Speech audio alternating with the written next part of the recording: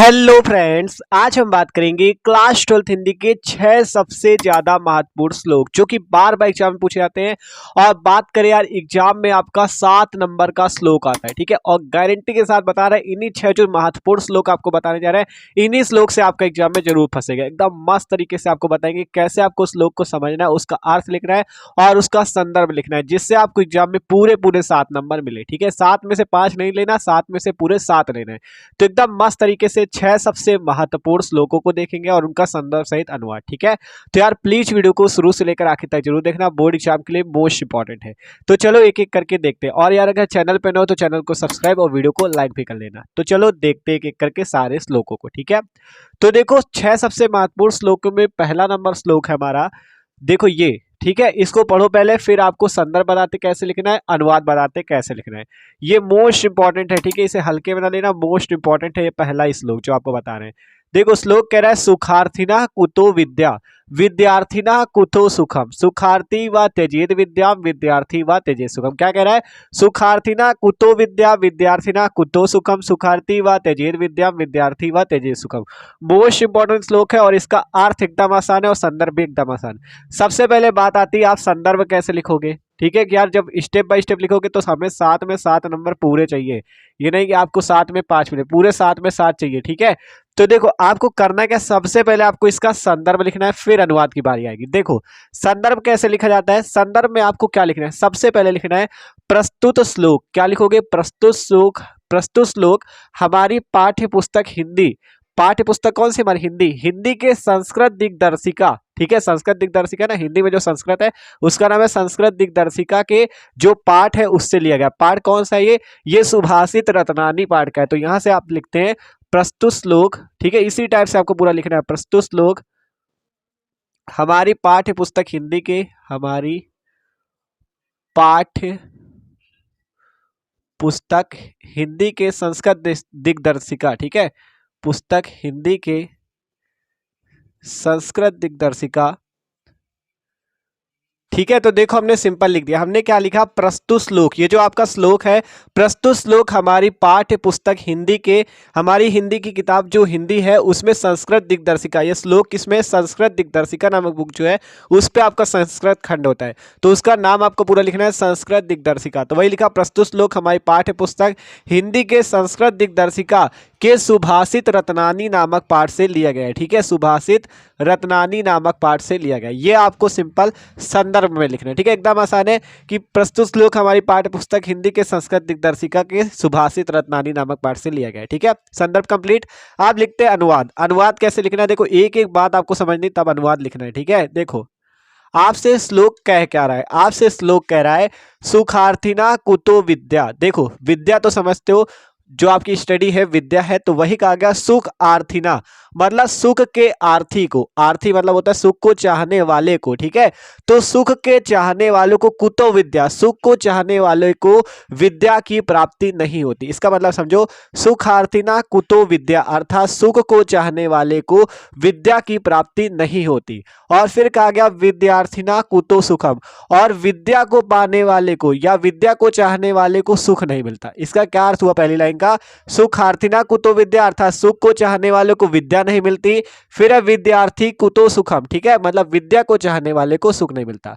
देखो जो लोग सुख को चाहते हैं, अगर आपको सुख चाहिए तो आपको विद्या नहीं मिल सकती, आपको ज्ञान नहीं मिल सकता, क्योंकि जब खेलने कूदने में मस्ती में मन लगाओगे तो पेपर में कैसे नंबर लाओगे? आपको पढ़ना होगा, ठीक है। उसके लिए आपको क्या करना होगा? सुख को त्यागना होगा। तो वही चीज कहा गया सुखार्थिना कुतो विद्या, मतलब सुख को चाहने वाले को विद्या नहीं मिलती, और विद्यार्थिना कुतो सुखम, और विद्या को चाहने वाले को सुख नहीं मिलता, ठीक है। जिसको विद्या चाहिए उसे सुख का त्याग करना होगा। तो वही चीज है सुखार्थिना कुतो विद्या, सुख को चाहने वाले को विद्या की प्राप्ति नहीं होती, और विद्यार्थिना कुतो सुखम, और विद्या को चाहने वाले को सुख नहीं मिलता, ठीक है। फिर कहा गया सुखार्थी व त्यजेत विद्याम विद्यार्थी व त्यजेत सुखम।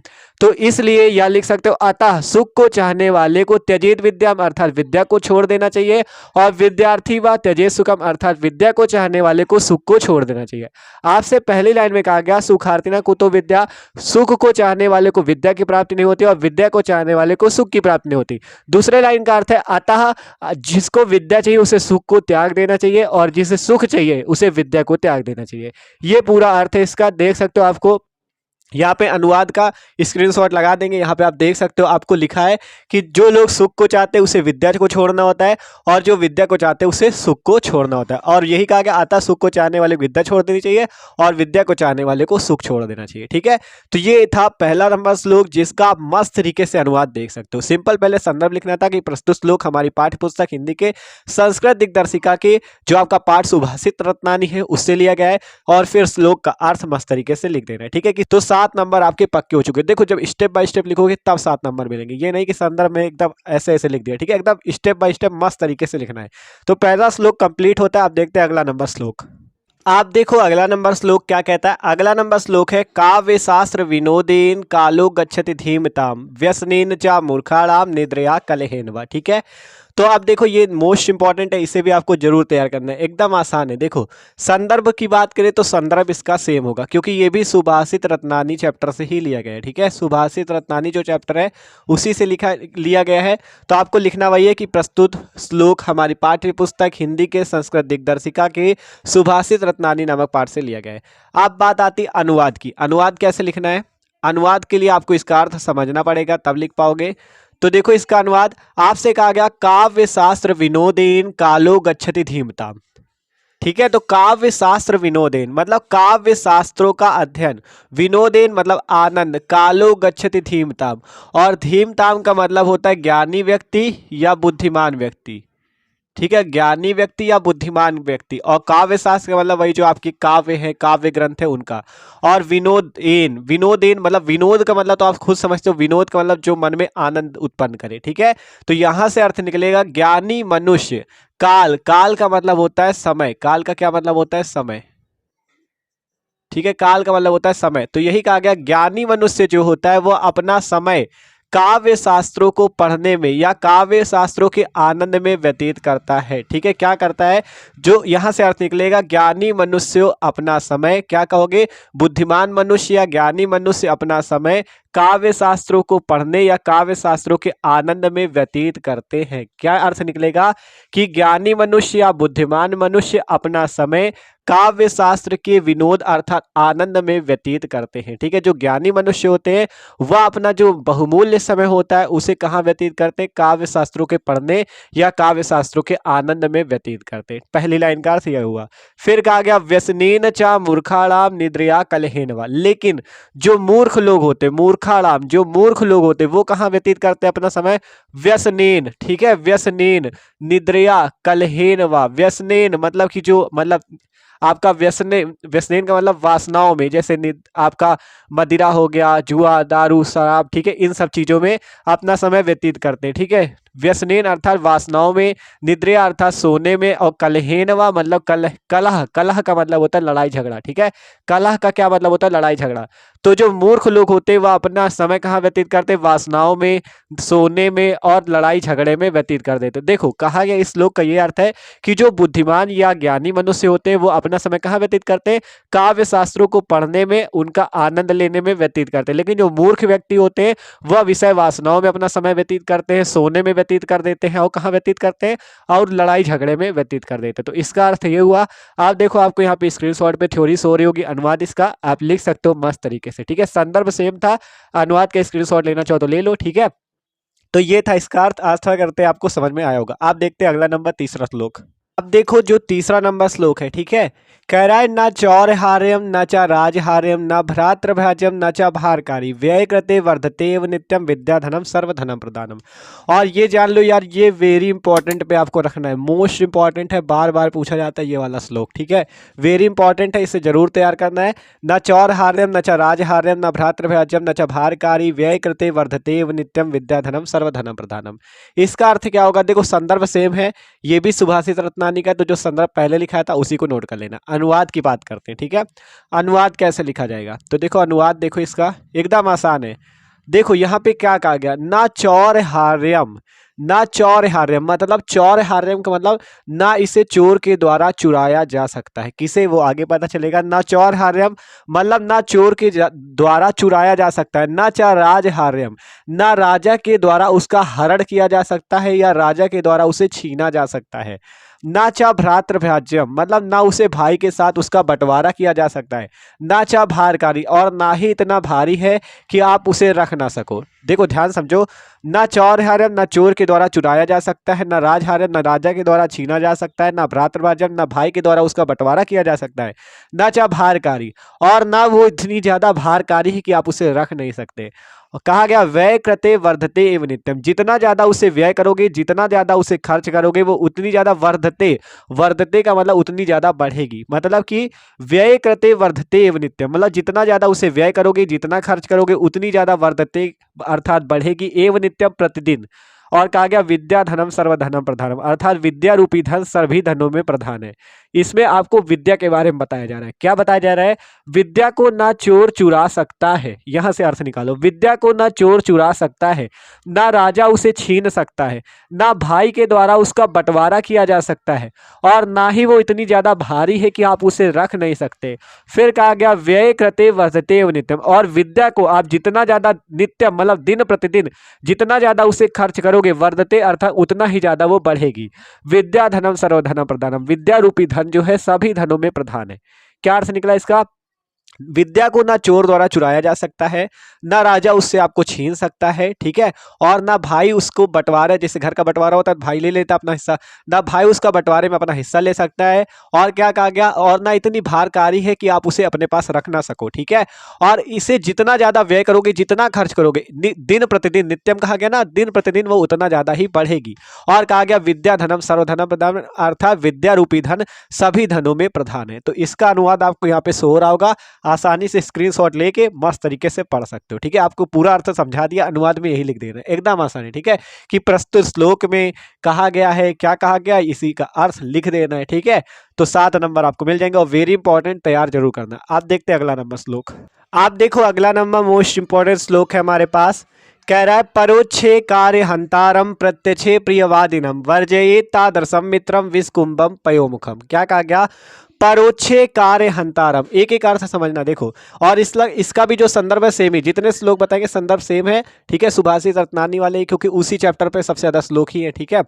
तो देखो कहा गया परोक्षे कार्य हंतारम, परोक्षे, परोक्ष का मतलब पीठ पीछे, ठीक है, जो आपके पीठ पीछे, कार्य हंतारम आपके कार्य को बिगाड़ता हो, जो आपके पीठ पीछे आपके कार्य को बिगाड़ता हो, प्रत्यक्षे प्रियवादिनम, और आपके सामने, प्रत्यक्ष का मतलब आपके सामने, प्रियवादिनम आपका बहुत प्रिय बनता हो। देखो कहा गया परोक्षे कार्य हंतारम, जो पीठ पीछे आपके कार्य को बिगाड़ता हो, और प्रत्यक्षे प्रियवादिनम, और आपके सामने क्या करे, आपका बहुत बड़ा प्रिय बने कि हमसे बड़ा हितैषी आप तुम्हारा कोई नहीं है, ठीक है।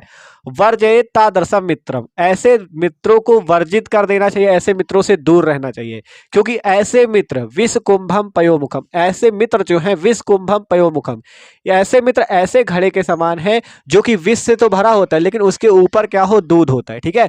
मतलब ऐसा घड़ा जिसपे नीचे से पूरा दूध भरा हो, सॉरी, नीचे से पूरा क्या हो, विष भरा हो, जहर भरा हो, लेकिन उसके जो मुख पे क्या भरा हो, थोड़ा सा दूध भरा हो, तो ऐसे घड़े के समान होता है ऐसा मित्र। मतलब अर्थ पूरा समझो कि आपका कहा गया ऐसे मित्र से सदैव दूर रहना चाहिए, जो कि आपके पीठ पीछे कार्य हंताराम, जो आपके पीठ पीछे आपके कार्य को बिगाड़ता हो, और प्रत्यक्ष प्रियवाद, और आपके सामने क्या हो, आपका बहुत बड़ा हितैषी बनता हो, बहुत बड़ा प्रिय बनता हो, ऐसे मित्र से दूर रहना चाहिए। कहा गया ना वर्जयेत तादृशम मित्रम, आपको अर्थ यहां से निकालना है, ऐसे मित्र से दूर रहना चाहिए जो आपके पीठ पीछे आपके कार्य को बिगाड़ता हो और आपके सामने आपका प्रिय बना रहता हो, क्योंकि ऐसा मित्र विष कुंभम पयोमुखम, क्योंकि ऐसा मित्र ऐसे घड़े के समान है जो कि विष से तो भरा होता है, लेकिन उसके मुख में दूध स्थित होता है। तो ऐसे मित्र से हमें दूर रहना चाहिए, ठीक है, ऐसे मित्र से हमें दूर रहना चाहिए जो कि पीठ पीछे हमारा काम बिगाड़ता हो और सामने हमारा बहुत बड़ा प्रिय बनता हो, बहुत हितैषी बनता हो। तो ऐसे मित्र से हमें दूर रहना चाहिए, क्योंकि ऐसा मित्र ऐसे घड़े के समान है जिसमें पूरा विष भरा रहता है लेकिन ऊपर से दूध रहता है, ठीक है। तो ऐसे मित्र के समान है, इसलिए हमें इस तरह के मित्र से दूर रहना चाहिए। तो अनुवाद आपको यहाँ पे शो हो रहा होगा, अच्छे से आप देख सकते हो और स्क्रीनशॉट ले सकते हो, इंपॉर्टेंट था ये वाला श्लोक भी, ठीक है। आप देखते हैं अगला नंबर श्लोक। आप देखो अगला नंबर श्लोक क्या कहता है। अगला नंबर श्लोक कहता है विद्या विवादाय धनम मदाय शक्ति परेशान परिपीडनाय खलस्य साधो विपरीत में तज्ञानाय दानाय च रक्षणाय। देखो ध्यान समझो, कह रहा विद्या विवादाय धनम मदाय शक्ति परेशान परिपीडनाय खलस्य साधो विपरीत ज्ञानाय विपरीत मेत अज्ञानाय दानाय च रक्षणाय, ठीक है। थोड़ा यहाँ पे समझ लेना, विपरीत में तज्ञानाय, ठीक है। तो ये चीज है आपका पूरा श्लोक। इंपॉर्टेंट, बहुत ज्यादा, बहुत बार पूछा गया। ठीक है, अच्छे से समझना, क्योंकि थोड़ा इसमें थोड़ा दिक्कत भी हो सकती है, लेकिन अच्छे से समझना। ठीक है, देखो कहा गया विद्या विवादाय धनम मदाय शक्ति परेशान परिपीडनाय। क्या कहा गया? विद्या विवादाय धनम मदाय। देखो विद्या को विवाद में, ठीक है ध्यान समझो, विद्या विवाद है अर्थात विद्या को विवाद में अर्थात लड़ाई झगड़े में, धनम मदाय और जो धन है वो मदाय अर्थात मतलब नशे में या वासनाओं में कह सकते हो, धन जो है उसे नशे में व्यतीत करते हैं, खर्च करते हैं। शक्ति परेशान परिपीडना है और जो अपनी शक्ति है उसे परेशान परिपीडना है, परिपीडना का मतलब दुखी लोगों को परेशान करने में व्यय करते हैं। फिर कहा गया खलस्य, खलस्य अर्थात मूर्ख। आपको अर्थ यहां से निकालना है, खलस्य का मतलब मूर्ख। ठीक है, देखो क्या अर्थ निकलेगा? मूर्ख लोग अपनी विद्या को विवाद में खर्च करते हैं, अपने धन को नशे में खर्च करते हैं, अपनी शक्ति को दुखी लोगों को परेशान करने में खर्च करते हैं। अर्थ कहां से निकलेगा? यहां से। मूर्ख लोग अपनी विद्या को, जो उनके पास ज्ञान होता है, उसे विवाद में खर्च करते हैं, अपने धन को मद अर्थात नशे में खर्च करते हैं, अपनी शक्ति को दूसरे को परेशान करने में खर्च करते हैं। लेकिन फिर कहा गया साधु, साधु अर्थात जो सज्जन व्यक्ति होते हैं या ज्ञानी व्यक्ति होते हैं, वो कहाँ खर्च करते हैं? साधु विपरीत, वो क्या करते हैं? विपरीत होते हैं इसके। मेतज ज्ञान आय, अपने ज्ञान को कहाँ खर्च करते हैं? देखो ज्ञान आय कहा गया अपने ज्ञान को ऐसी जगह खर्च करते हैं जिससे दूसरों का लाभ हो सके। और अपने धन को कहाँ खर्च करते हैं? दानाय, दान करने में खर्च करते हैं। और अपनी शक्ति को कहाँ खर्च करते हैं? रक्षणाय, दूसरे लोगों की रक्षा करने में, जो दुखी हैं उनकी रक्षा करने के लिए खर्च करते हैं। देखो कहा गया जो मूर्ख लोग होते हैं वो विद्या को विवाद में खर्च करते हैं, धन को नशे में खर्च करते हैं, और अपनी जो शक्ति होती है, जो बाहुबल है, शक्ति है, उसे दूसरे लोगों को परेशान करने में खर्च कर देते हैं। लेकिन खलस, ये मूर्खों की बात हुई ऊपर वाली लाइन पे। फिर कहा गया साधु, मतलब जो सज्जन व्यक्ति होते हैं वो इसके विपरीत होते हैं। अपने जो ज्ञानाय, देखो कहा गया ना, यहाँ समझो ज्ञानाय, अपने ज्ञान को ऐसी जगह खर्च करते हैं जो दूसरों के काम आ सके। और दानाय, और धन को कहाँ खर्च करते हैं? दान में। और रक्षणाय, शक्ति को कहाँ खर्च करते हैं? दूसरे लोगों की रक्षा करने में। तो ये है इस श्लोक का अर्थ।